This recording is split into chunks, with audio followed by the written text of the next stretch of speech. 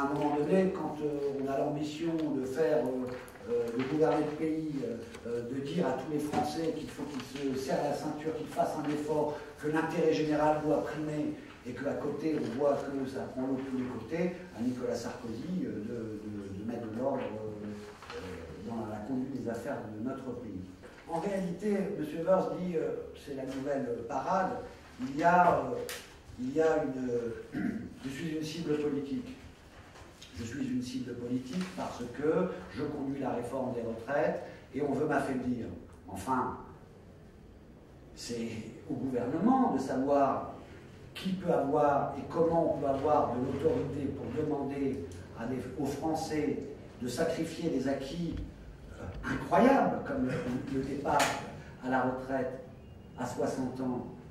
Et puis, d'un autre côté, penser qu'on peut rester dans le doute, dans le trouble par rapport à ce genre de choses.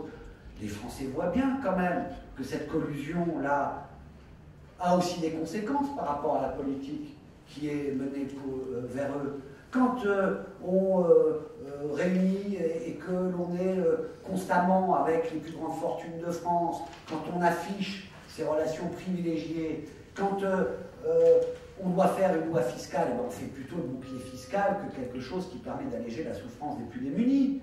Quand on doit pérenniser une réforme des retraites, on fait payer encore aux salariés, aux plus démunis, parce que, bien entendu, on a tendance à considérer dans sa bulle que le monde, c'est ceux-là qu'on fréquente et qui, bien entendu, en général, ne soutiennent pas des politiques gouvernementales et ne soutiennent pas des campagnes électorales de ceux qui veulent les mettre le plus à contribution dans l'effort pour l'intérêt général du pays. M. Wörth est très affaibli politiquement en termes d'autorité. Je vous ai dit pourquoi. Il demande des efforts aux Français et il y a des doutes sur le fait qu'il les demandé ou qu'il demande les mêmes efforts aux plus grandes fortunes de France. Donc, bien entendu qu'il y a quelque chose qui décrédibilise, mais c'est à Nicolas Sarkozy de prendre ses responsabilités. Nous, on est avec les organisations syndicales pour contester cette réforme. On jouera notre rôle, non seulement en étant, comme on l'a été le 24 juin, très massivement, les socialistes ont été dans les cortèges, dans toute la France. On remettra ça à la rentrée, mais on jouera notre rôle politique, qui est de proposer une alternative. Une autre réforme est possible.